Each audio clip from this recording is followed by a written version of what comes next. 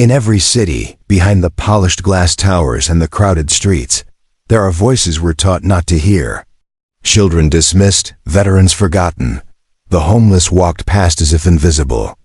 But what happens when those voices rise, when a 10-year-old girl dares to stand against a system that tried to erase her? Today, I'll take you into a story of dignity, resilience, and the fight to be seen. If you believe stories like this matter, stories that shine light into the cracks of our world, then make sure to subscribe. Because here, every voice counts. At noon, the city glittered like a giant mirror. Sunlight bounced off the glass towers of the downtown banks, dazzling, almost painful to look at. Luxury cars slid past in an endless current, tinted windows reflecting the blue sky, leaving behind a thin trail of exhaust and impatience. A man in a tailored suit strode across the marble steps of a five-star hotel, phone pressed to his ear. Voice sharp, eyes fixed ahead. He didn't glance down not once, at the figure huddled against the curb below. A homeless man sat there, back against a tree, clutching the handle of a rust-eaten shopping cart filled with crushed soda cans. His coat had long since lost its color, sleeves fraying at the elbows. He looked up as people streamed by. For a second, his gaze met theirs long enough to catch the tiny grimaces, the tight mouths, the muttered words carried on the breeze. Stay away, dirty. This city was a stage of brilliance and cruelty. Differences weren't just seen. They were magnified, judged, weaponized. People learned to lower their eyes, to walk faster, to stay silent in the face of ugliness, because to speak up was to risk being cast out of the performance. And inside this same city lived Samira. She was 10 years old, her skin a warm brown, her eyes dark and wide, carrying a light that hadn't yet learned how to dim. She lived with her mother in a cramped apartment on the city's edge, the walls peeling, the windows drafty. Every morning her mother rose early to pack a special lunchbox. Not because they had plenty, but because Samira's rare digestive condition made eating cafeteria food dangerous. A single mistake could send her to the hospital. So her mother packed carefully. Brown rice, a bit of steamed chicken, a few slices of boiled vegetables. It didn't look like much. It didn't smell like the fried chicken nuggets or the hot pizza slices her classmates devoured. But it kept her alive, and Samira carried it with quiet pride. That afternoon, the bell rang for lunch. The cafeteria, filled with noise, kids laughing, trays clattering, the smell of grease in the air. Samira slid into her usual corner and opened the small blue lunchbox. Her hands trembled a little. She knew too well how quickly different became target. And then came the voice. It was Mrs. Karen, one of the lunch ladies. Her hair was a blinding shade of blonde, her eyes cold and sharp. She walked over, spotted the box in front of Samira, and let her voice slice through the noise. What's this? This food looks like fake food. The words hung in the air, heavy. A ripple of laughter burst from the kids nearby. One boy wrinkled his nose and sneered. Looks like dog food to me. Samira froze, her cheeks burned hot, her eyes filled. She clutched the lunchbox to her chest, as if it were the last thing she could protect. Mrs. Karen didn't stop. With a look of disgust, she pinched the box between two fingers, lifted it up, and tossed it straight into the trash can. The lid hit the bottom with a hollow clang. Samira sat there, empty-handed, her whole world collapsing into that single sound. She wanted to scream, but her throat locked tight. She wanted to run, but her legs wouldn't move. Around her, kids stared and whispered, some laughing, most pretending not to see. The shame was a suffocating fog. In the corner, Malik watched. He was a quiet boy, black, the son of a veteran no one hired anymore. His father came home from war with more scars inside than out, and his mother worked nights at a laundromat to keep the lights on. Malik knew what it felt like to be invisible, to be judged before he even spoke. The taunts, poor kid, dirty, were part of his daily soundtrack. He had learned to keep his head down, but watching Samira's lunch hit the trash, something cracked inside him. His hand shook as he pulled out his old phone. The screen was cracked, the camera blurry, but it worked. He hit record. The video caught everything. Karen's curled lip, the ripple of laughter, the small blue lunchbox tumbling into garbage. The lens wobbled, but the truth was unflinching. Samira sat in silence, tears burning her eyes. She was 10 years old, and already the city had pressed its weight onto her shoulders.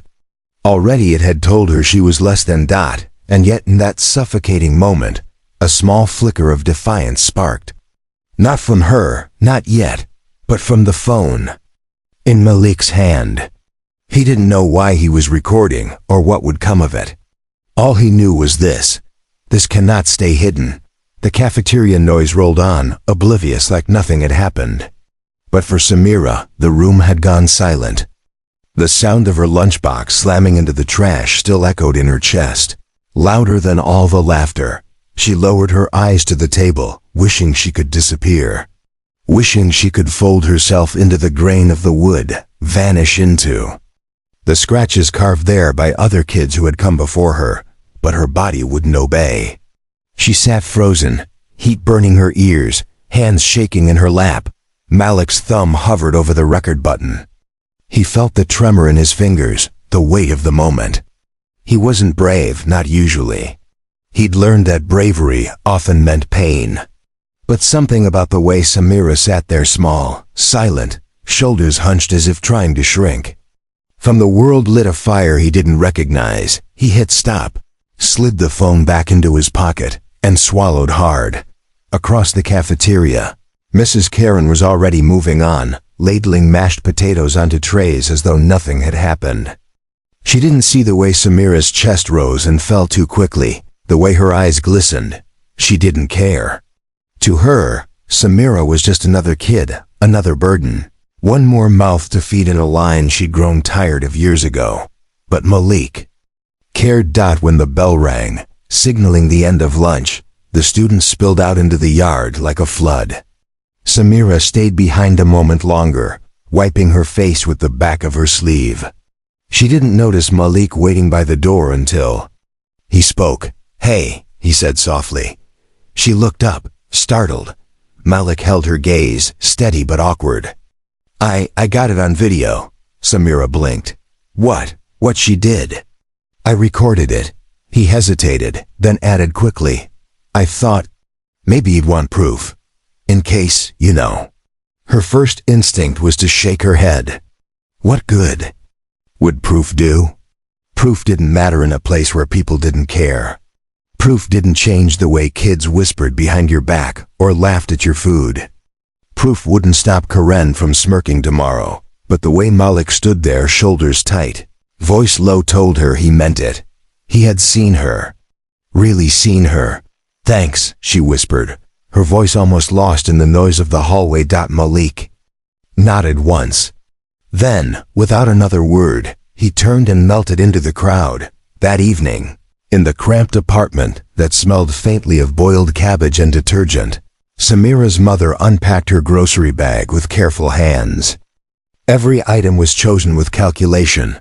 The cheapest produce that could still pass for fresh, the cuts of meat no one else wanted. She was tired, her face drawn, her wrists sore from long shifts at the cleaning service, but her eyes softened. When she saw her daughter, "How was school?" she asked, setting down the groceries. Samira hesitated. Her throat tightened at the thought of telling the truth. She wanted to say nothing, to bury the humiliation so deep it couldn't hurt anymore.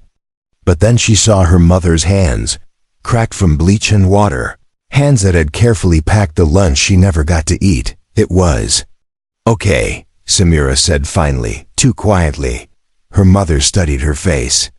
She saw the redness in her eyes, the way she pushed food around on her plate without eating. She didn't push further. She only reached across the table, brushed a curl of hair from Samira's cheek, and said, "Tomorrow will be better." But Samira wasn't so sure. Across town, Malik sat cross-legged on the floor of his bedroom, phone glowing in the dim light. He replayed the video again and again. Each time, the anger inside him tightened, coiling like a spring. He glanced at the other room where his father sat in silence, the TV flickering without sound. The man stared at it as though it were a battlefield. Only he could see. Sometimes he muttered under his breath. Sometimes he shouted at shadows. Malik's mother was at work. She wouldn't be home until morning. So it was just Malik, his father's silence, and the video on his cracked screen. For the first time in his life, Malik thought, maybe silence isn't enough. He opened his phone's gallery, selected the clip, and hovered over the option to share. His thumb trembled. He didn't know if it was fear or excitement or something else entirely. And then he hit send. The video reached Samira's inbox just after 9. She had been curled up in bed, trying not to cry, when her phone buzzed. She sat up, swiped the screen, and gasped. There it was. Every second, every word, every cruel laugh, proof. Her chest tightened. She didn't know what to do with it. A part of her wanted to delete it immediately, erase the memory, pretend it had never happened. Another part wanted to hold the phone up to her mother and scream, see what they did to me. But instead, she lay back down, staring at the glow of the screen until sleep finally pulled her under. The next morning, the video spread. It started with a single message, a quiet share from Malik to a friend he trusted. By the time the first bell rang, 3 more kids had it. By lunch, half the 6th grade had seen it. By evening, it was on a parent's Facebook page. And by the next day, the whole city knew. Samira didn't understand at first. When she walked into school that morning, whispers followed her, but they weren't the same as before. Some kids looked at her with wide eyes, almost guilty. Others avoided her completely. She reached her locker to find Malik waiting. His face was pale. It's out, he said. What? The video. Everyone's seen it. Samira's heart pounded. You shared it? I didn't mean for it to go this far, Malik said quickly. But it's too late now. Parents are talking about it. Teachers know. They're going to have to. He stopped, his throat tight. They can't ignore it anymore. Samira's breath caught. She didn't know whether to be relieved or terrified. For the first time, she realized this wasn't just about her lunchbox anymore. This was bigger. The cafeteria noise rolled on, oblivious, like nothing had happened. But for Samira, the room had gone silent. The sound of her lunchbox slamming into the trash still echoed in her chest, louder than all the laughter. She lowered her eyes to the table, wishing she could disappear. Wishing she could fold herself into the grain of the wood, vanish into the scratches carved there by other kids who had come before her. But her body wouldn't obey. She sat frozen, heat burning her ears, hands shaking in her lap. Malik's thumb hovered over the record button. He felt the tremor in his fingers, the weight of the moment. He wasn't brave, not usually. He'd learned that bravery often meant pain.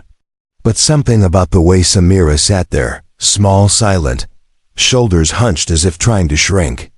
From the world lit of fire he didn't recognize, he hit stop, slid the phone back into his pocket, and swallowed hard. Across the cafeteria, Mrs. Karen was already moving on, ladling mashed potatoes onto trays as though nothing had happened. She didn't see the way Samira's chest rose and fell too quickly, the way her eyes glistened. She didn't care. To her, Samira was just another kid, another burden. One more mouth to feed in a line she'd grown tired of years ago. But Malik cared. When the bell rang, signaling the end of lunch, the students spilled out into the yard like a flood. Samira stayed behind a moment longer, wiping her face with the back of her sleeve. She didn't notice Malik waiting by the door until he spoke. Hey, he said softly. She looked up, startled.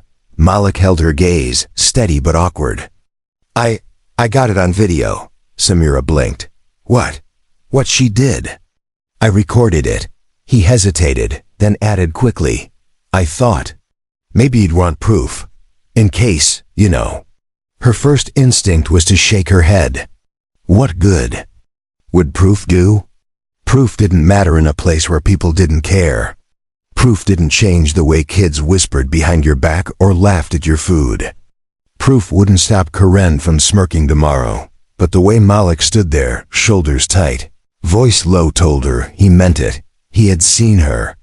Really seen her.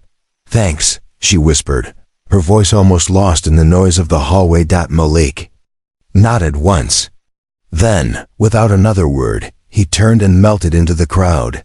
That evening, in the cramped apartment that smelled faintly of boiled cabbage and detergent, Samira's mother unpacked her grocery bag with careful hands. Every item was chosen with calculation. The cheapest produce that could still pass for fresh, the cuts of meat no one else wanted. She was tired, her face drawn, her wrists sore from long shifts at the cleaning service, but her eyes softened. When she saw her daughter, "How was school?" she asked, setting down the groceries. Samira hesitated. Her throat tightened at the thought of telling the truth. She wanted to say nothing, to bury the humiliation so deep it couldn't hurt anymore. But then she saw her mother's hands, cracked from bleach and water, hands that had carefully packed the lunch she never got to eat. It was, "Okay," Samira said finally, too quietly. Her mother studied her face. She saw the redness in her eyes, the way she pushed food around on her plate without eating. She didn't push further. She only reached across the table, brushed a curl of hair from Samira's cheek and said, "Tomorrow will be better." But Samira wasn't so sure. Across town, Malik sat cross-legged on the floor of his bedroom, phone glowing in the dim light. He replayed the video again and again. Each time, the anger inside him tightened, coiling like a spring. He glanced at the other room where his father sat in silence, the TV flickering without sound. The man stared at it as though it were a battlefield. Only he could see. Sometimes he muttered under his breath. Sometimes he shouted at shadows. Malik's mother was at work. She wouldn't be home until morning. So it was just Malik, his father's silence, and the video on his cracked screen.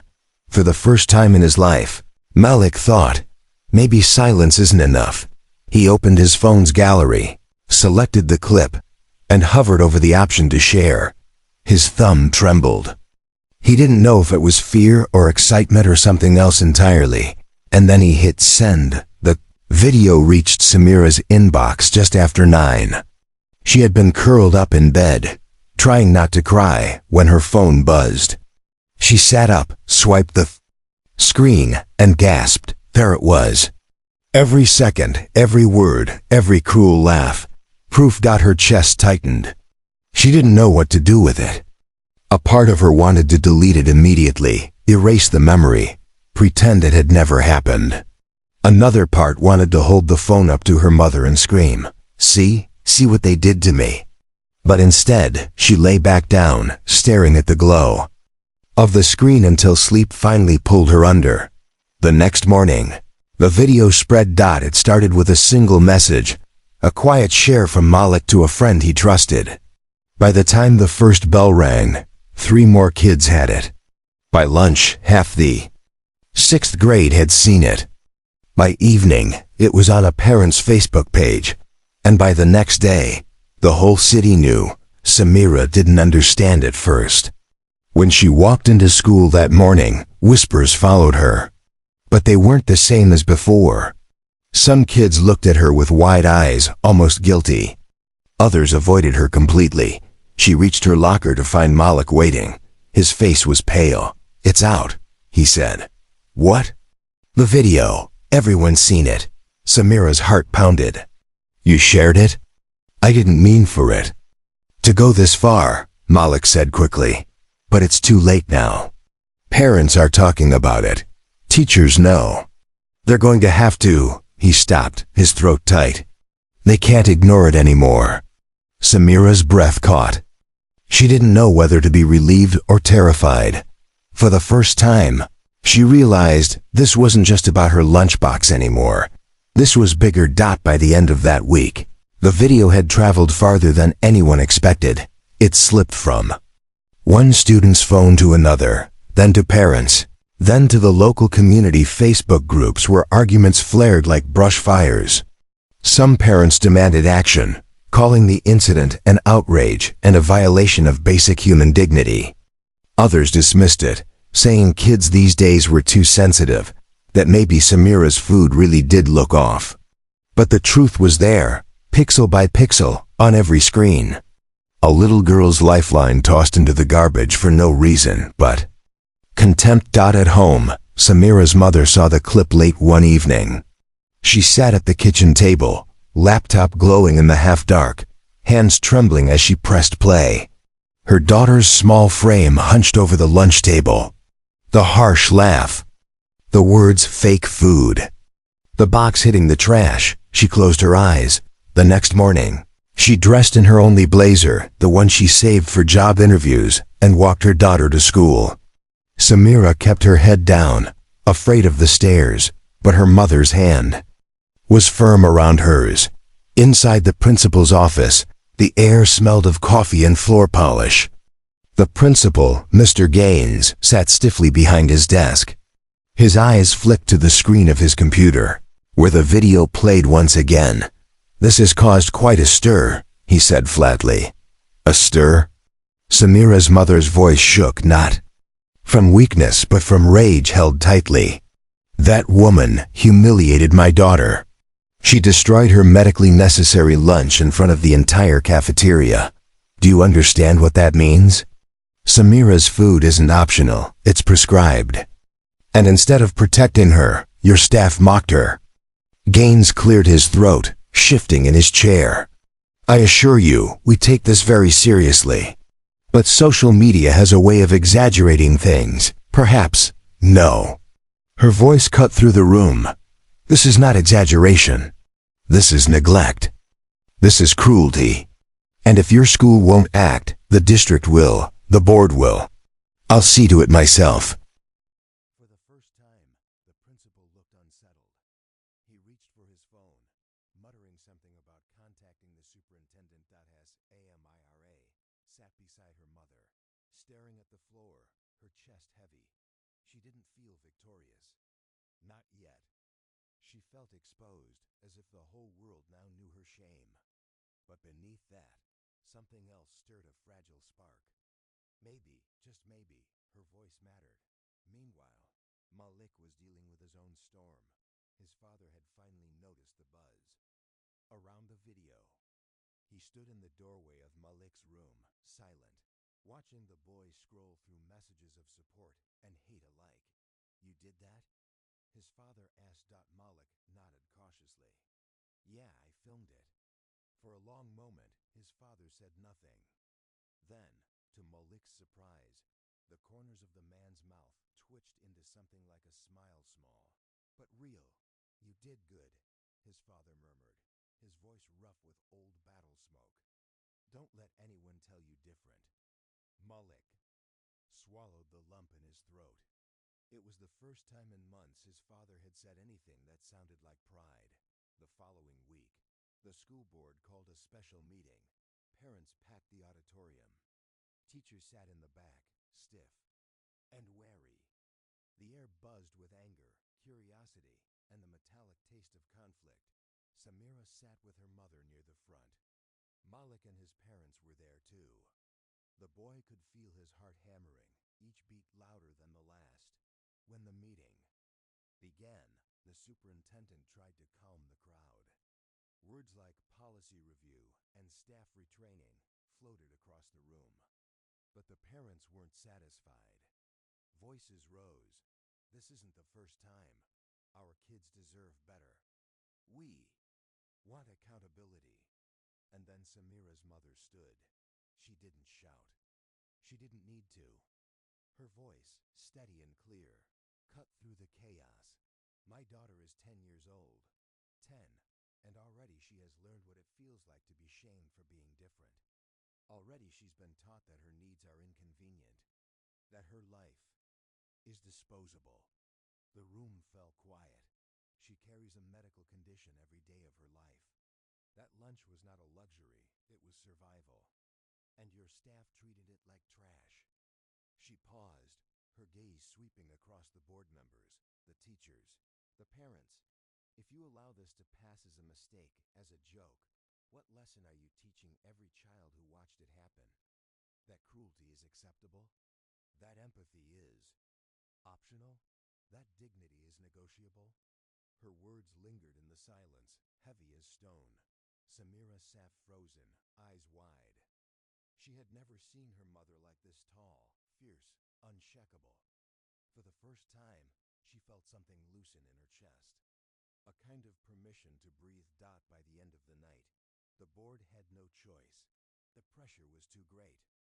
They promised new policies to protect students with medical needs, mandatory training for staff, and consequences for those involved. It wasn't justice, not fully, but it was a crack in the wall. As the crowd spilled into the cool night air, Malik walked beside Samira. You okay? He asked. Samira nodded slowly. I think so. She glanced at him, a small smile tugging at her lips. Thank you. He shrugged, kicking at the sidewalk. Just didn't want you to go through it alone. For a moment, they walked in. Silence. Then, from somewhere in the crowd, a low bark echoed. Samira turned, startled, and saw a scruffy German shepherd on a leash, tugging toward them. Its fur was patchy, its eyes sharp but gentle. A man in worn boots held the leash loosely, watching the kids with a quiet nod. Samira didn't know yet that the dog's name was Rex, or that the man was a veteran who'd lost nearly everything. She didn't know that both would become part of her story. But in that moment, under the streetlight glow, she felt something shift. It wasn't victory. It wasn't an ending. It was the faintest edge of hope. And that was enough to begin. The city moved on quickly, as cities always do. One week it was a video of a cafeteria meltdown. The next it was a traffic accident downtown, a politician's scandal, a new restaurant opening that everyone suddenly had to try. But for the kids at Jefferson Elementary, and for the families caught in the center of that storm, life didn't just move on. It dug deeper. It left marks. Samira sat in class, her notebook open, but untouched. Around her, pencils scratched, chairs creaked, laughter bubbled in whispers. She couldn't focus. Every time she closed her eyes, she saw the trash can, heard the clang of her lunchbox hitting metal. Even with the board's promise of new rules, even with the cafeteria lady gone, the wound lingered. Different. That word followed her everywhere. Her mother tried to soothe her at night, whispering that she was strong, that she had nothing to be ashamed of. But Samira still felt the weight of eyes on her, even when no one was looking. Malik carried a different burden. He'd become the boy who filmed it. Some kids treated him like a hero, asking to see the video again, slapping him on the back like he'd scored the winning touchdown. Others muttered that he was a snitch, a troublemaker, someone who couldn't keep things quiet. But what bothered Malik most wasn't the kids. It was the way adults looked at him. Some teachers gave him tight smiles, as though he'd done something noble. Others narrowed their eyes, like they were waiting for him to step out of line. The attention felt like a trap. At home, it was different. His father had started talking more, not a lot, but enough. Sometimes Malik would catch him staring at the phone screen, at the video paused mid-frame, and he'd hear his father mutter, "Proud of you, boy." The words were gruff, cracked, but they landed heavy. Still, pride didn't pay bills.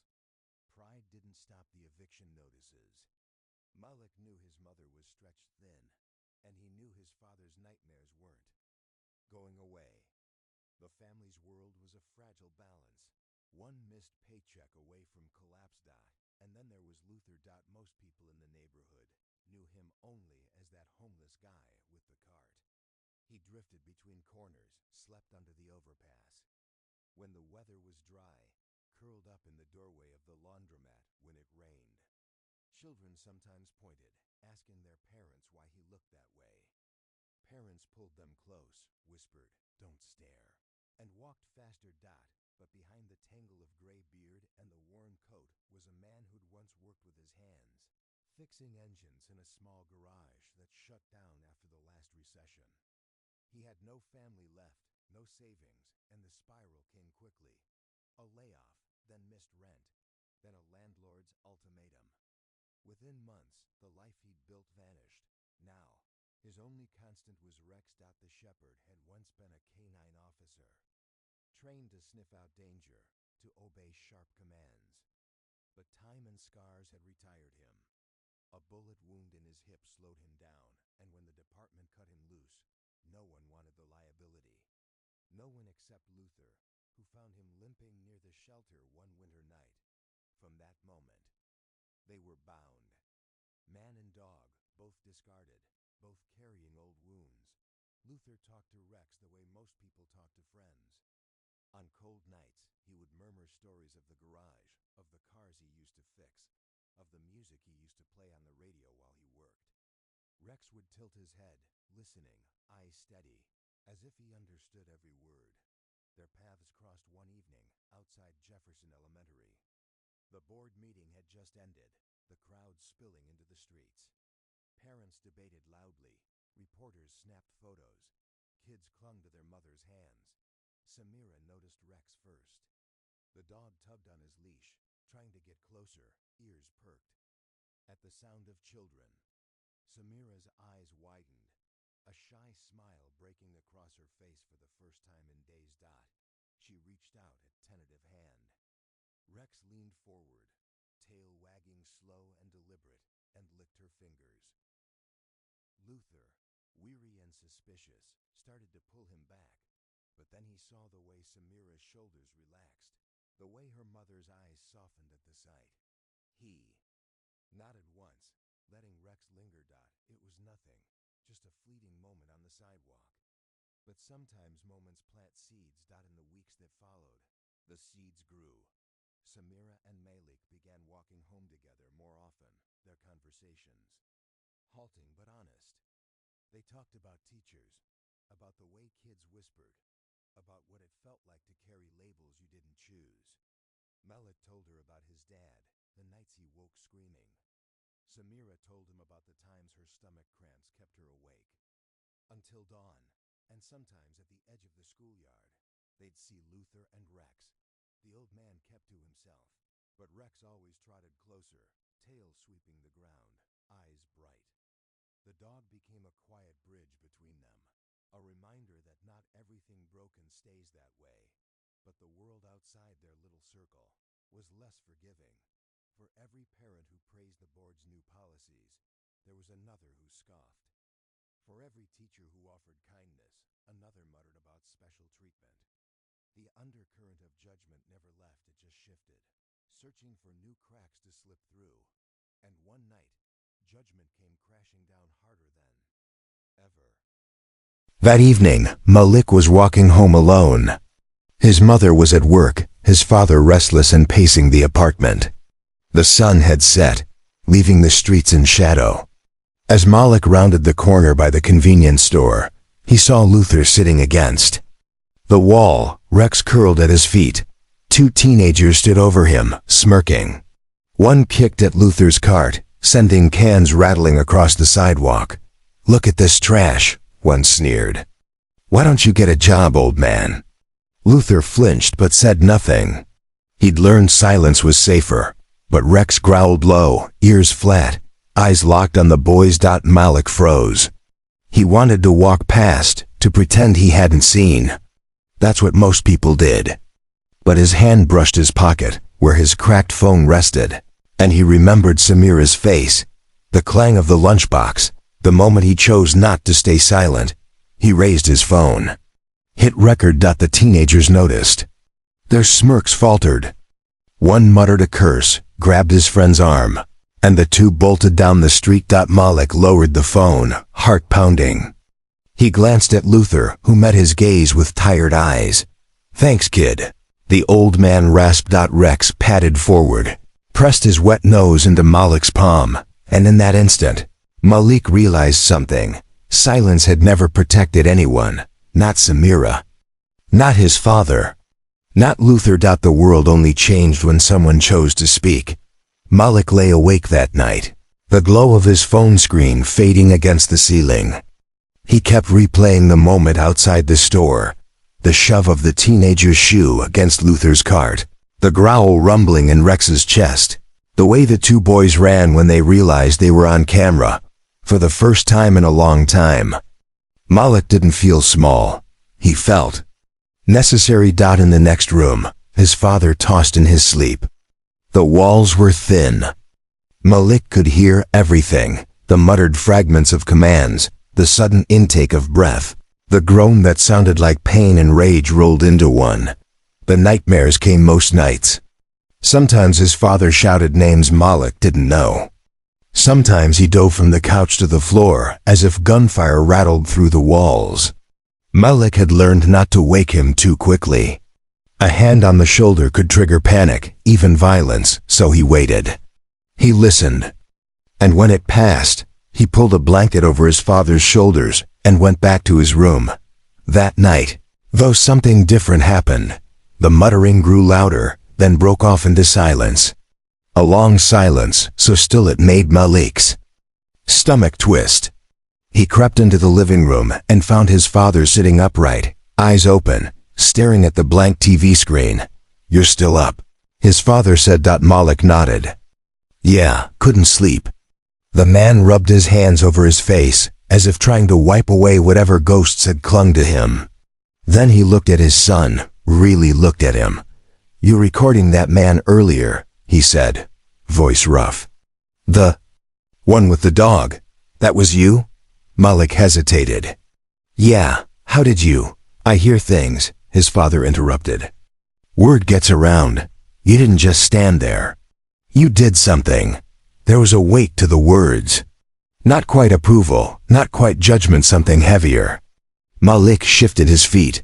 His father leaned back, exhaling slow. "You know what? They called us overseas peacekeepers. Funny, right? Half the time, we weren't keeping peace. We were just surviving. Doing things nobody back home would believe. Things that don't leave you when you close your eyes." Malik had heard pieces of this before, in broken mutters, in arguments between his parents.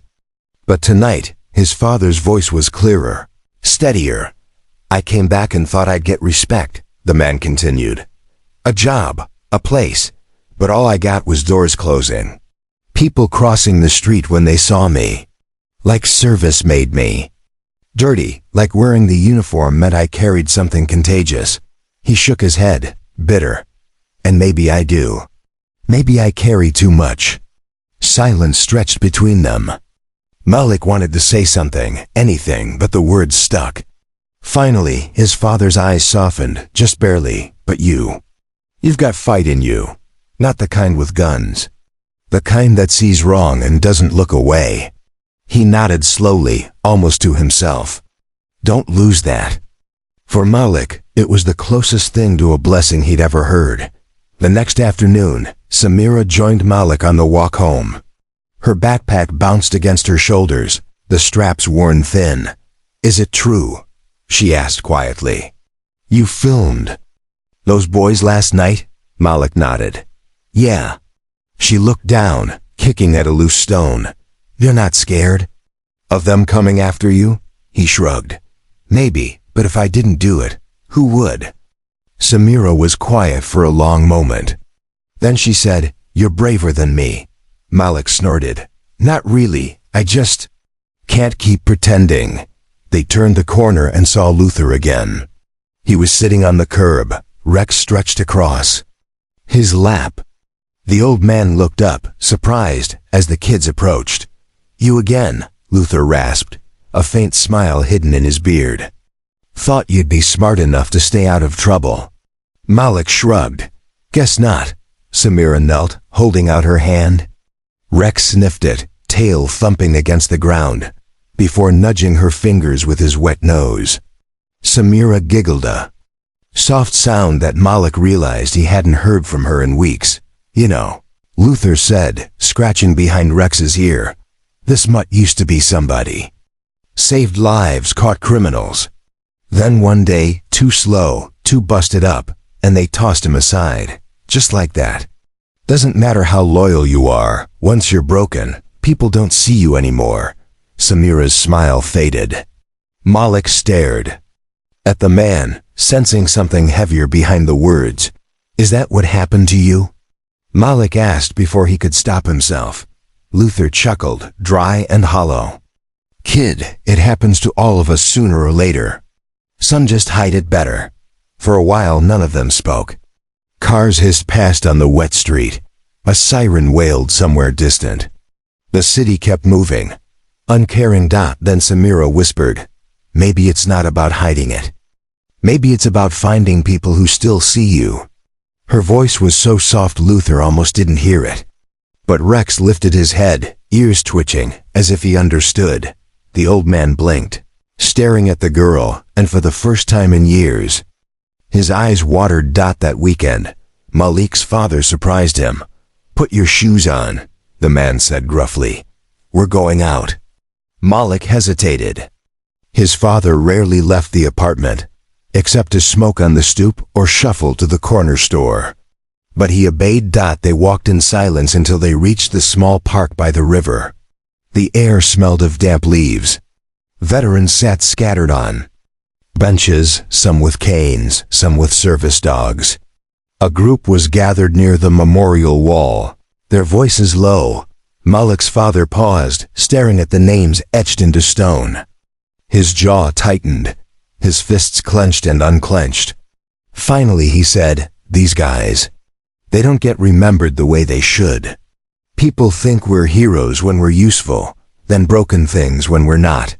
He looked down at his son. Don't let them do that to you.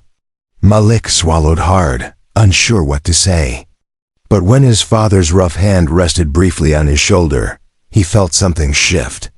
A bridge, fragile but real. The next week at school, Samira and Malik found themselves sitting with Luther and Rex during lunch break.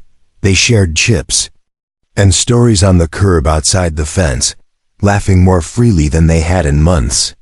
To most passers-by, it looked like an odd picture: a poor boy, a sick girl, a homeless man, and a limping dog. But to them, it felt like family. And in a city that thrived on labels: poor, sick, broken, black, disposable, that feeling was nothing short of rebellion. For a little while, things felt lighter. Lunchtimes on the curb with Luther and Rex became a ritual. Samira would bring her special meals. Malik would sneak an extra apple from home, and Luther would share stories of engines and highways long gone. Rex, loyal as ever, stretched across their feet like a guardian who had finally found a pack again. But the city had sharp edges, and it didn't take long for them to cut. One gray afternoon, clouds heavy with the promise of rain, Samira and Malik sat cross-legged on the pavement while Luther fiddled with an old harmonica. The tune was rough but sweet, a reminder that beauty could still survive in broken things. That was when the shouting started. Across the street, a group of parents lingered outside the school gate, their voices carrying, disgraceful, letting our kids sit around with that bum. And that dog? Dangerous. Shouldn't even be near a school. The board caves to one complaint, and suddenly everyone thinks they deserve special treatment. Samira froze. The words weren't even aimed directly at her, but she felt them in her bones. Malik clenched his fists, staring at the ground. Luther just lowered the harmonica and sighed, as though the sting was familiar, old, almost expected. One of the parents finally called across the street. Hey, you kids know better than to hang around trash like that. Come inside where you belong. Samira's cheeks burned. She wanted to stand, to yell back, to say Luther wasn't trash, Rex wasn't dangerous, that they weren't less. But the words lodged in her throat. Malik beat her to it. He stood, shoulders stiff. He's not trash, he shouted. He's my friend, the parents scoffed. One shook her head, tugging her son's arm. That's exactly the problem. Friends with people like that, you'll end up the same. The boy looked back at Malik, torn between his mother's grip and the echo of his classmate's voice. Then he dropped his eyes and let himself be dragged away. Silence settled heavy as IRA finally whispered, "Why do they hate us so much?" No one answered. That night, Malik's apartment was colder than usual. The landlord had shut off the heat again, claiming missed payments. Malik's mother argued on the phone until her voice cracked, while his father sat hunched in the dark, head in his hands. "We'll get through this," his mother whispered, though even she sounded unsure. Malik curled under his blanket, shivering, and thought about the words outside the school: trash, dangerous, special treatment. He thought about how quickly adults could cut children down with nothing more than a sentence. And he thought about the look in Samira's eyes, like she was slowly believing what they said about her. The thought twisted something inside him. A few days later, rain hammered the city. The kids found Luther huddled beneath the overpass, water dripping steadily onto his cart. Rex was curled tight against him, shivering. "You can't stay here," Samira said, eyes wide. "You'll get sick," Luther chuckled dryly. "Kid, I've been sick for years." Malik shook his head. "No, come with us. We'll figure something out." "Don't be foolish," Luther muttered. "Your family's got enough trouble. A man like me, people don't want me anywhere near their homes." Samira knelt beside him, rain plastering her curls to her cheeks. "We want you near ours." The word struck Luther harder than the rain. For the first time in months, maybe years, he felt seen. Not as trash, not as a burden, just as a man who still mattered. But even that moment of warmth couldn't stop the storm gathering around them. 2 nights later, the school board released a statement. It praised the progress made since the cafeteria incident, reassured parents of improved standards, and then, almost as an afterthought, added a line about ensuring the safety of students by addressing concerns about unauthorized individuals and animals loitering near school property. Everyone knew who they meant. The next morning, Luther and Rex were gone. His cart, his blanket, the harmonica vanished from the spot they always met. Samira searched the streets with Malik, calling his name until her throat ached. But the city swallowed its secrets, offering no trace. "He's out there," Malik said firmly, though his voice wavered. "We'll find him." Samira nodded, but tears stung her eyes. For once, the word different felt heavier than ever. Different meant disposable. Different meant easy to erase. That night, Malik's father sat at the kitchen table, an unopened beer can sweating in his hand. His eyes were shadowed, haunted. "They think pushing people out solves the problem," he muttered. "But it doesn't. It just makes the cracks deeper. I've lived in those cracks. So have my brothers, so have too many." Malik and Samira sat across from him, listening. His father's voice hardened. "You two want to make a difference? Don't stop at videos. Don't stop at complaints. Shine a light so bright they can't pretend not to see. Because once they see, once the truth is out, they either change or they show everyone who they really are." He leaned back, staring at the can. "And trust me, sometimes seeing the truth is the scariest thing they'll ever face." Later, that night, Samira sat by her window, watching the rain streak the glass. She thought about Luther's tiered smile, Rex's gentle eyes, Malik's father's gravelly voice. She thought about labels: poor, sick, broken, dangerous, and how easy it was for people to use them like weapons. And for the first time she wondered, what if we stopped letting them? The storm had only just begun. The first warm day of spring should have felt like relief. The snowmelt left the sidewalks damp, the air sharp with the smell of thawing earth. Kids at Jefferson Elementary ran across the yard, laughing, jackets unzipped, their voices rising into the clear sky. But beneath the laughter, tension simmered. It had been a week since Luther and Rex disappeared. Samira carried the ache like a stone in her pocket, heavy and unshakable. Malik kept scanning street corners on his walk home, hoping to see the familiar cart, the sway of Rex's tail. His father muttered that the city had pushed them further out, that once the system decided you didn't belong, it erased you. The board's statement still lingered in parents' inboxes, ensuring safety by removing unauthorized individuals and animals. Safe for whom, Samira wondered. Not for her. Not for Malik. Safety seemed to mean protecting comfort, not people. And then came Friday. The cafeteria was louder than usual, buzzing with restless energy. Samira sat with Malik at their usual table, picking at her rice while he balanced his tray on one hand, eyes scanning the room. That was when the door banged open. A man staggered in. Luther. His coat was drenched, his beard tangled, his hands trembling as he gripped Rex's leash. The dog limped beside him, ribs showing beneath thinning fur. Gasps erupted. Teachers surged forward, but Luther raised a hand. I'm not here to cause trouble, he rasped, his voice cracking against the noise. I just wanted to bring him back. He doesn't hurt nobody. He's all I got. Samira shot to her feet. Luther! But before she could move, the principal stormed forward. Face red. You cannot be here. This is a school. You are trespassing. Luther's shoulders sagged. I'll go, he said quietly. I just wanted. Then Rex barked. A sharp, protective sound, aimed at a security guard who had rushed forward. Baton raised as if facing a threat. The bark echoed, bouncing off the walls. Children screamed. Trays clattered to the floor. And just like that, the story rewrote itself.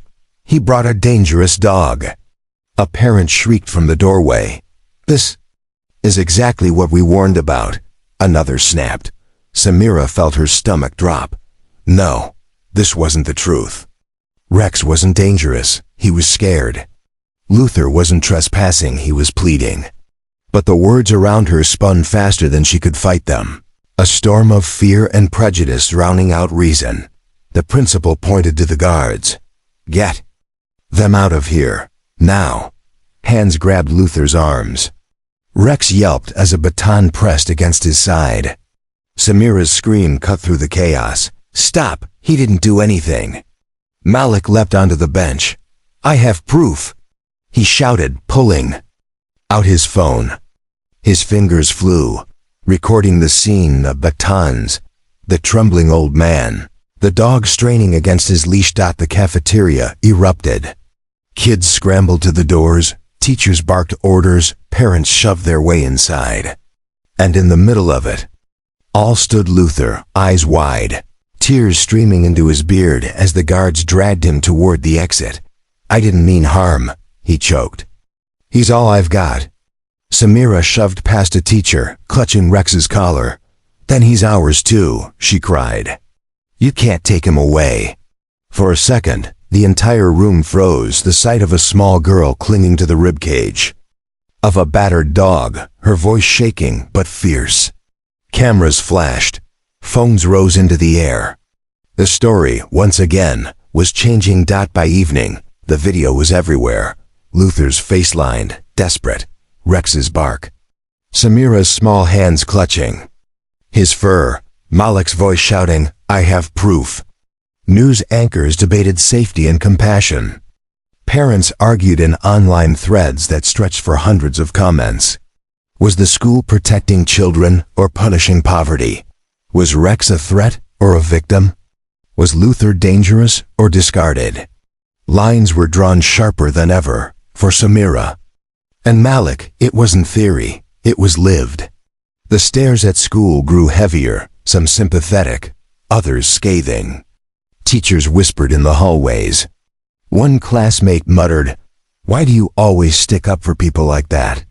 They're nobodies. Samira clenched her fists. Nobody is nobody, she snapped, surprising even herself. At home, Malik's father watched the coverage in silence. The glow of the TV lit the hollows of his face. Finally he muttered, This city eats its wounded. Soldiers, kids, old men, dogs, doesn't matter. If you can't keep up, you get left behind. He turned to his son. You keep filming, you keep shouting. They can't erase what the whole world sees. Malik nodded, though fear gnawed at him. Each video seemed to make things worse before they got better. But he remembered Samira clutching Rex, her voice cutting through chaos. He remembered Luther's broken plea. And he thought, maybe worse is the only road to better. That weekend, a flyer appeared around the neighborhood. Community meeting. Voices for justice. Come share your story. No one should be silenced. Samira's mother taped one to the apartment door. Malik's father tucked another into his jacket. Luther, bruised but free after a night in holding, clutched one in trembling hands. And somewhere deep in the city, change stirred, born not from power, not from wealth, but from voices that refused to stay quiet. The breaking point had come, and the fight was only beginning. The cafeteria incident didn't fade quietly. It roared through the city like a siren that wouldn't shut off. By Monday morning, reporters swarmed the sidewalks outside Jefferson Elementary. Microphones bobbed, cameras clicked, and every parent who entered the building was asked for a comment. Some ducked their heads and muttered, "No comment." Others spoke with fire in their voices. "It's shameful," one mother said, clutching her daughter's hand. That poor man was treated like an animal. And the children who stood up, for him, heroes every one. Another parent scoffed as she brushed past. Heroes? Don't be ridiculous. What kind of school lets hobos and mutts walk in off the street? My tax dollars don't pay for this circus. The divide was unmistakable. Inside the school, Samira sat at her desk, staring at the graffiti scrawled across her notebook. Dog Girl. She traced the letters with her fingertip, trying not to cry. Some kids smiled at her now, whispered, "Good job," when teachers weren't looking. Others snickered, barking under their breath as she passed. Malik fared little better. His phone buzzed, constantly messages of praise mixed with threats. Keep filming, snitch, see what happens. He deleted most of them, but the words stuck. Anyway, burrowing deep, even teachers were split. Mrs. Daniels, the English teacher, patted Samira's shoulder and slipped her a note that read, "Proud of you, don't give up." But Mr. Hill, the gym coach, muttered in earshot of half the class, "Kids these days think they're social media stars instead of students." The weight was crushing. And yet, beneath it all, something else stirred. Resolve. That evening, the community meeting filled a church basement until the air was thick with sweat and voices. Folding chairs lined every wall. A makeshift podium stood at the front, lit by a single buzzing light. Samira's mother sat in the front row, hands folded tightly in her lap. Malik's father leaned against the wall, arms crossed, scanning the crowd with a soldier's suspicion. And near the back, hunched low, was Luther. Rex lay at his feet, head resting on his paws, ears twitching whenever the room swelled with noise. The first speakers were parents, some furious, some heartbroken. They told stories of children denied medical lunches, of kids punished for speaking up, of families struggling under invisible rules. One mother described her son's asthma inhaler being confiscated by a teacher who thought he was playing with it. Gasps rippled through the crowd. Then the microphone passed to Malik. His hands shook as he stood, phone clutched in one palm. "I didn't mean to start all this," he began. His voice cracked, but he pressed on. "I just didn't want to stay quiet, because when you stay quiet, they think it's okay. They think they can keep treating people like they don't matter. But Samira matters, Luther matters, my dad matters. And if you don't see that, then maybe you're not looking hard." Enough. The room erupted in applause. Samira's mother reached for her daughter's hand, squeezing tight. Samira's cheeks burned, but for the first time. It wasn't from shame. Then Luther rose. The old man shuffled forward, Rex at his side, his hands trembling as he took the microphone. For a moment, he said nothing. The silence grew so thick you could hear the hum of the light bulb. "I'm not proud of how I ended up," he finally said. his voice rough as gravel. Lost my job, lost my home. Folks stopped seeing me as a man. Just something in the way, something to walk past. He glanced down at Rex. This dog was the only one who didn't forget I was still here. And those kids, they saw me too. For the first time in years, someone looked at me and didn't see trash. His throat tightened. He wiped at his beard. I don't want your pity, he added. I just want to matter again. When he stepped back, the room was silent. Then slowly, people began to clap. It wasn't thunderous, it was steady, insistent, like rain on a roof. But not everyone in the city clapped. The next day, a councilman went on local TV, shaking his head gravely. We cannot let emotion override safety. Allowing vagrants and stray animals near children is irresponsible.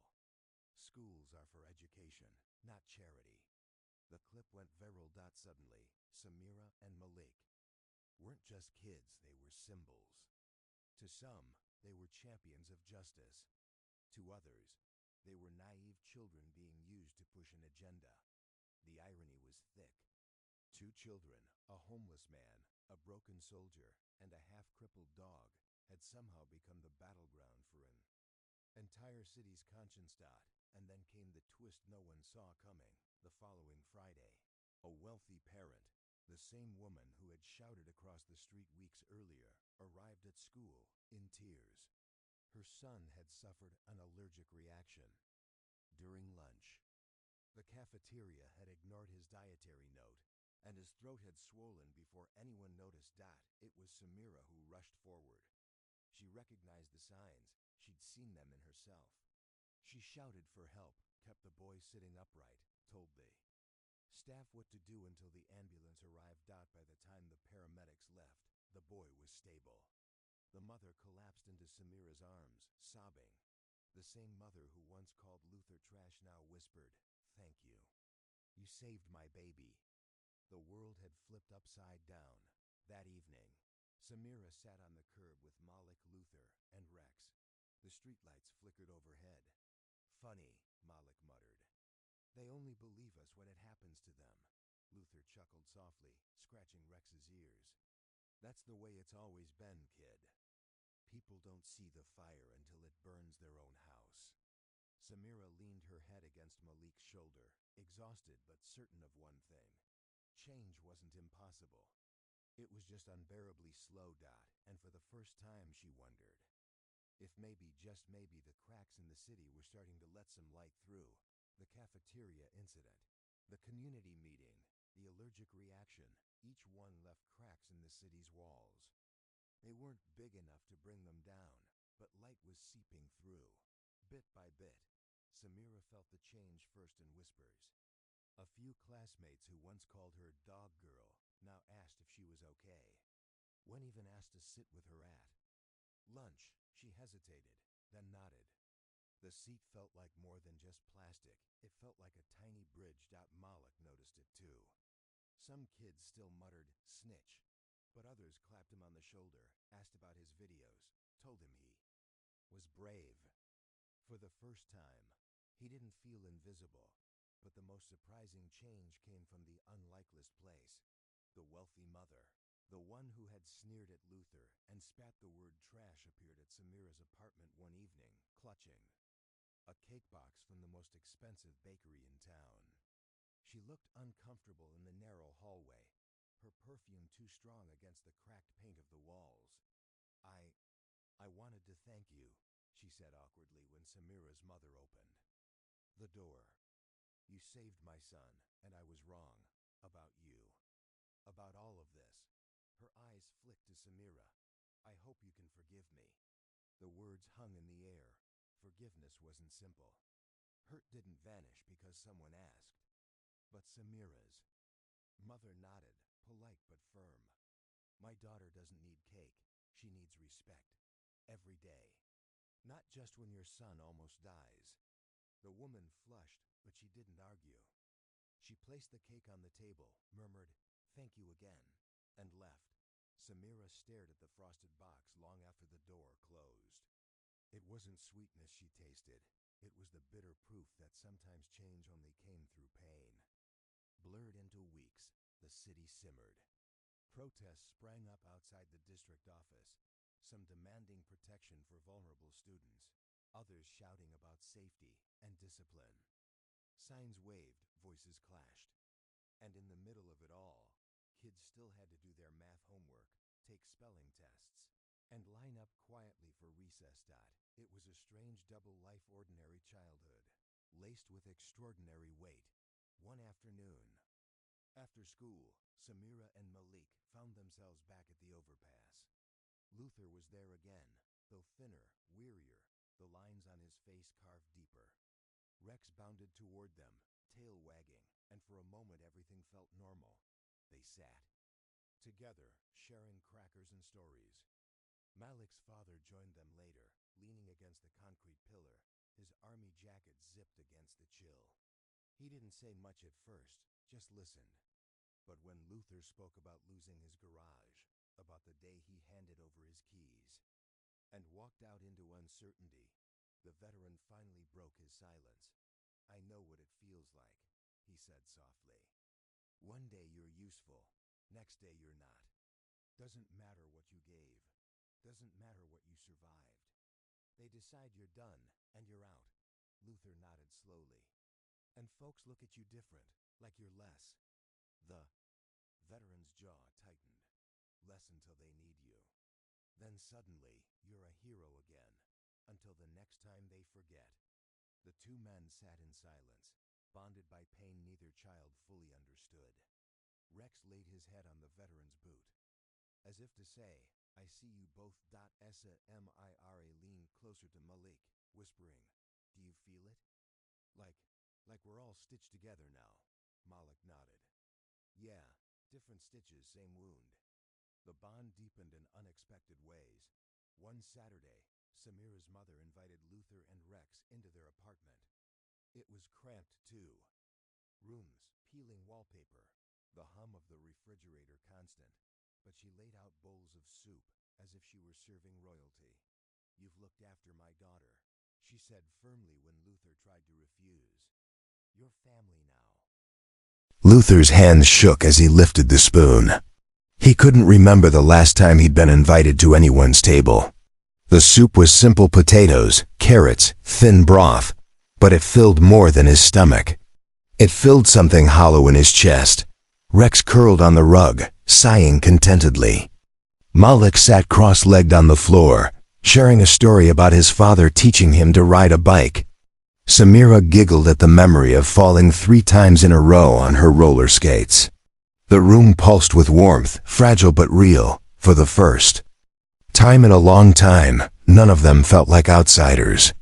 They felt like a family, strange, patched together, but real. Later that evening, Malik's father lingered by the window. He watched the city lights flicker, his reflection staring back at him. "I thought I was finished," he murmured. "Thought the war took everything I had left, but watching you kids, maybe there's something left in me to give."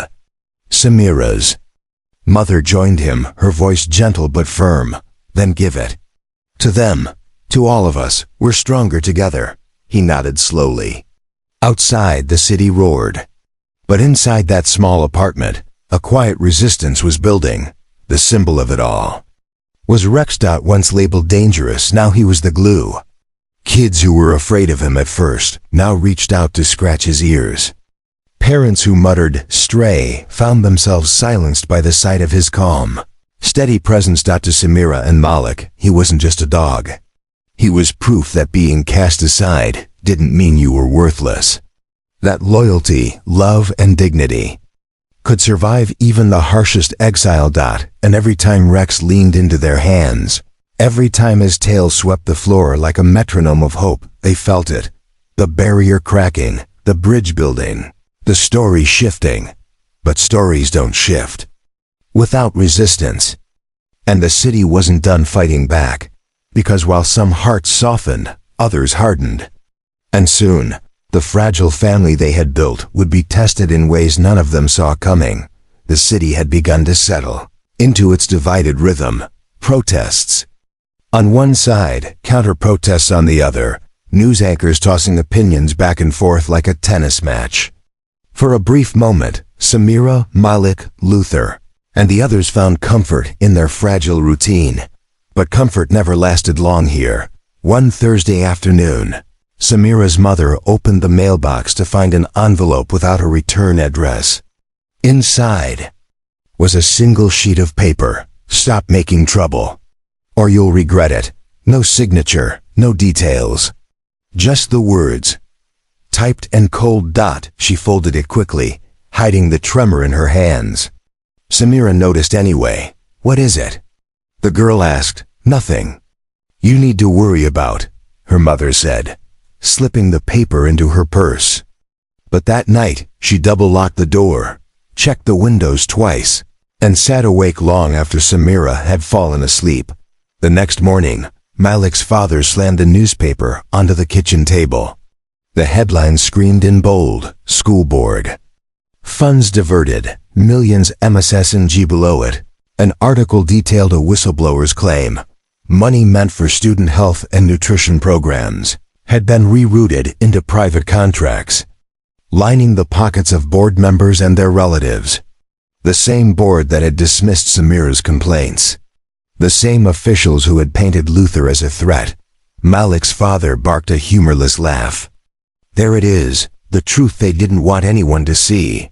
But truth was dangerous. Within hours, the whistleblower's name leaked. And within a day, that person vanished from public view.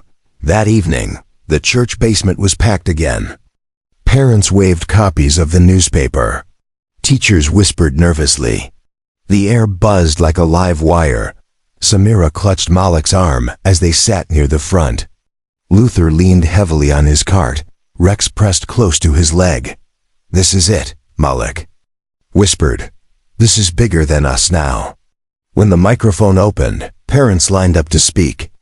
One after another, they demanded answers, demanded justice. Then Malik's father stepped forward. His voice carried the weight of years of battlefields, of nights pacing in silence, of doors slammed in his face. "You want to know why they treat us like we don't matter?" he asked, scanning the crowd. "Because it's easier. Because as long as we're busy fighting for scraps, they can steal the whole table. They don't care if your kid can't eat. They don't care if my brothers died overseas. They don't care if Luther sleeps under a bridge or if Rex gets put down. They only care about what they can take." His voice cracked, but he pressed on. "I fought for this country, I bled for it, and still, I came home to nothing. But these kids," he pointed to Malik and Samira, "they remind me that we don't have to stay nothing. We can fight back. We have to fight back." The crowd erupted, some cheering, some pounding fists against the tables. But not everyone cheered. Near the back, a man in a dark suit stood, adjusting his tie. His voice cut through the noise like a blade. "Enough of this nonsense," he snapped. "The board has served this city faithfully for decades. These are baseless accusations. And as for these children," his eyes darted to Samira and Malik, "they are being used, manipulated, pawns in a game they don't understand." The words stung. Samira's cheeks burned. Malik's hands shook. But before shame could settle, Luther pushed himself to his feet. His voice was ragged but steady. "Don't you dare call them pawns," he growled. "They've shown more courage than anyone on that board. They see what you don't want to admit, that people matter more than your pockets." The room exploded in applause, drowning out the man's protests. By the next morning, the city was on fire metaphorically, but the heat was real. Protests swelled into the streets. Signs read, "Where did the money go?" and "Kids over contracts." Parents clashed in front of TV cameras, police lined the sidewalks, and the board scrambled to defend itself. In the chaos, someone leaked another piece of evidence. Emails between board members, mocking special needs kids and joking about how easy it was to slash their budgets. The words burned hotter than any match. For Samira, it was personal. They weren't just mocking kids, they were mocking her. Her condition, her pain, for Malik it was fuel. Each word pushed him closer to something he didn't know he was capable of leadership. For Luther, it was vindication. Proof that the world hadn't discarded him because he was broken, it discarded him because it was rotten. And for Rex, he was simply there, tail thumping softly, as if to remind them that loyalty still existed, even when everything else was betrayal. That night, Samira sat on the fire escape outside her apartment, city lights glowing below. Malik climbed out beside her, his phone buzzing with notifications. Feels like the whole city's watching us, he muttered. Samira hugged her knees. What if it's too much? What if we can't fix it? Malik glanced at her, then at the glowing skyline. Then we don't fix it. We fight anyway. Because if we don't, they win. For a moment neither spoke. The city roared beneath them, restless and alive. And somewhere deep inside both of them, fear twisted into something. New. Resolve. But they had no idea how much darker things were about to get. Because the board wasn't just corrupt. It was desperate. And desperate people are the most dangerous of all. The protests didn't stop. They grew. By the second week, the school board building looked like a fortress. Police barricades lined the sidewalks. Protesters packed the streets, waving signs, chanting until their throats were raw. On one side, justice for our kids. On the other, keep schools safe. The chants clashed like thunder, echoing off the glass towers above. News vans circled, cameras rolled. The city was watching, and in the middle of it all stood Samira, Malik, Luther, and Rex. They hadn't planned to be there. But when flyers went up announcing the board's public address, Malik's father insisted they couldn't stay home. This is what they want, silence, he growled. We don't give it to them. So they came, pushing through the crowd until they stood at the very front, just behind the barricade. The board appeared on the steps like actors stepping onto a stage. Men in tailored suits, women in sharp blazers, faces tight with false composure. The chairman, a tall man with slicked hair and a politician's smile, raised his hands for silence. We understand your concerns, he began, his voice magnified by microphones. But I assure you, the allegations are exaggerated. Funds were allocated responsibly. Safety remains our top priority. Boos erupted from the crowd. Someone shouted, "What about the emails?" Another yelled, "Where's the money?" The chairman pressed on. These so-called leaks are taken out of context. Don't let yourselves be manipulated by children. His gaze slid pointedly toward Malik and Samira. That was the spark. Samira's mother shoved forward, voice cutting like steel. Children? My daughter was humiliated, denied food she needed to survive. And you call her a pawn? The crowd roared. Malik's phone was already raised, streaming live. The chairman's smile faltered. Ma'am, please. This is not the place. But then Luther stepped forward, leaning heavily on his cart, Rex at his side. His voice was hoarse, but it carried. You sit up there in your clean suits and tell us we don't belong. But I worked my whole life. I fixed your cars. I paid my rent. And when the bottom dropped out, you walked past me like I was garbage. The crowd quieted, drawn into his raw confession. You stole from our kids, you mocked them in your emails. And now you stand here pretending it's all lies? We're done being invisible. We see you. Everyone sees you. Phones lifted into the air. Cameras zoomed in. The chairman's face tightened. That was when the shove came. No one saw who started it. A protester pushed against a guard. Or maybe the other way around. But suddenly the barricade lurched, the crowd surged, and chaos erupted. Police shouted. Protesters screamed. Signs splintered against shields. Rex barked furiously, lunging at the line of uniforms pressing closer. Samira clung to Malik's arm. We have to get out. No, Malik gasped, holding his phone high. We have to show this. Tear gas hissed. The air burned. People scattered through the haze. Samira saw the chairman retreating into the building, flanked by guards. Something inside her snapped. She yanked free from the crush of bodies, darting forward. "Wait!" she screamed, her voice raw. "Look at me, look at me." For a heartbeat, the man paused. His eyes met hers through the smoke, and in that instant, every camera turned. This wasn't just a protest anymore. It was a confrontation, a girl and a man. The powerless and the powerful. Samira's chest heaved. "You don't get to erase us." "Not me, not him," she pointed to Luther. "Not my friend. Not anyone." The crowd surged behind her, chanting her name now. "Samira, Samira." The chairman's face hardened. He turned away. The doors slammed shut. But the image was already captured. A small girl standing in the haze, fists clenched, eyes blazing. The city had its symbol. That night, the footage looped endlessly on every channel. Some called her brave. Others called her reckless. But no one could look away. At home, Samira collapsed on the couch, coughing from the gas, eyes stinging. Her mother wrapped her in blankets, whispering, "I'm proud of you, baby." Malik's father sat nearby, watching the footage replay. His hands trembled, but his voice was steady. "They'll try to bury this. They'll call us liars, agitators, worse. But they can't erase what the world saw."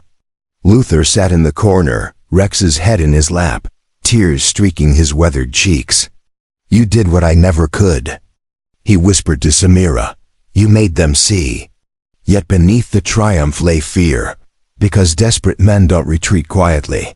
The city did not sleep that night. Footage of Samira standing in the tear gas haze, small fists clenched, eyes blazing, played on every screen. Some anchors called her a child warrior. Others accused her family of exploiting her. But no matter the spin, the image had burned itself into the city's conscience. By morning, the school board was cornered. The leaked emails, the missing funds, the footage of guards dragging Luther, all of it was now evidence in a growing investigation.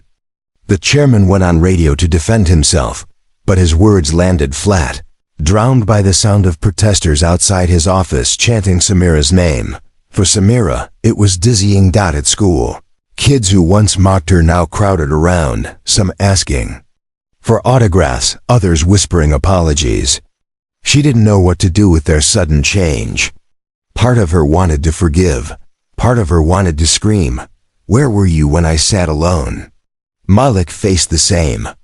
Teachers who had once rolled their eyes at him now called him young journalist. His phone buzzed with interview requests, likes, shares. Yet beneath it all was exhaustion, and the quiet fear that fame didn't mean safety. Because safety, they'd learned, was always fragile. The investigation moved fast. Too fast. Within weeks, 2 board members resigned. The chairman was indicted on charges of embezzlement. More evidence poured out, contracts funneled to cousins, vacations disguised as conferences. The empire cracked, but victory carried a cost. Luther avoided the cameras. He hated the way reporters said his name, always paired with homeless. He hated the way strangers stopped to pat his back, as though seeing him now erased the years of looking away. Still, when the mayor announced new funding for shelters and meal programs, Luther went to the ribbon cutting. He stood in the back, Rex at his side, and let the applause wash over him. Not for him, but for the possibility that maybe others wouldn't be erased the way he had been. Malik's father surprised everyone. At the next community meeting, he walked to the podium without hesitation. His voice was steady, his eyes clear. "I thought the war broke me," he said. "But watching my son, watching these kids, I realized I still have a fight left, not with guns, with truth." The room thundered with applause. For the first time in years, Malik saw his father stand tall, not as a broken veteran, but as a man rebuilding himself. Samira found her change in quieter places. One afternoon, the wealthy mother, The same woman who once called Luther trash stopped her. In the hallway, "You saved my son," she said softly. "But more than that, you opened my eyes. I'm sorry for what I said. I was wrong." Samira studied her, the memory of cruel words still fresh. But she also remembered the boy gasping for breath, the mother's tears. Slowly, she nodded. "Just don't forget again." The woman swallowed. Hardin whispered, "I won't." And Rex, the dog, became a legend. Kids at Jefferson scribbled his name in notebooks.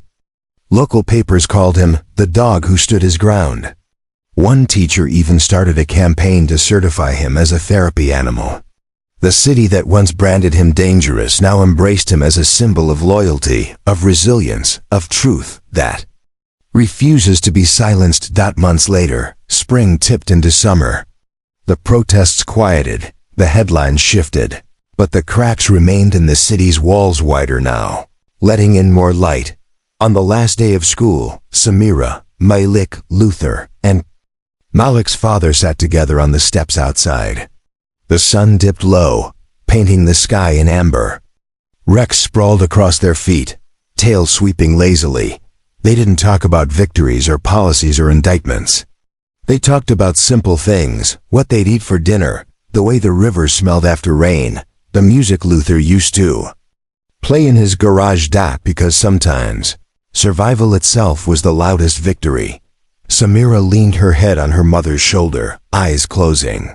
Malik's father let out a laugh, deep, unguarded, the kind of laugh that sounded like healing. Luther tapped his harmonica against his knee, and Rex sighed, content. The city still had its cracks. Prejudice still lurked. Power still schemed. But for the first time, the forgotten were no longer silent.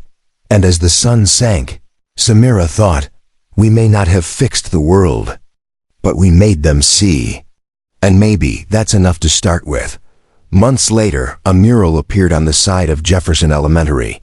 It showed a small girl standing in the smoke, her fist raised. Beside her, a boy with a phone, an old man with a cart, a soldier with haunted eyes, and a dog with ears perked high. Beneath it, in bold letters, "No one is invisible." The city walked past, some pausing, some smiling, some frowning. But none could ignore it. And for Samira, Malik, Luther, and the rest, that was the greatest victory of all. And the board, cornered, was about to strike back harder than ever. In the end, they weren't just a sick little girl, a poor boy, a broken veteran, or a stray dog. They were proof that no one is invisible. That even in the face of cruelty and corruption, compassion can break through. And change begins with those who refuse to stay silent. If this story moved you, don't let it stop here. Subscribe, and join us as we uncover more stories that remind you what it means to be human. Together, let's keep every voice alive.